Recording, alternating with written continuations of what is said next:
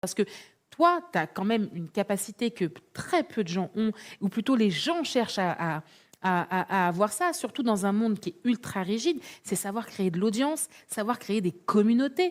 Donc, ton avantage compétitif, c'est quoi par rapport à ces acteurs du marché? Comment tu arrives à créer des communautés aussi grosses? Écoute, je vais te donner mon petit secret. C'est pas une recette magique, hein. C'est si on fait un petit test ensemble et que vous regardez les contenus avec lesquels vous avez interagi, c'est-à-dire que vous avez commenté, liké, partagé, ils répondent forcément à un des deux critères suivants. Soit il vous a appris quelque chose, vous avez trouvé ça intéressant, donc vous l'avez forwardé par mail un ami, vous l'avez repartagé sur un groupe WhatsApp, vous l'avez forwardé à un collègue en disant lis ça, c'est intéressant. Ou soit ça vous a procuré une émotion, telle qu'elle soit. Ça vous a fait marrer, vous l'avez envoyé à vos potes, vous l'avez tagué, tiens regarde ça, c'est trop drôle, etc.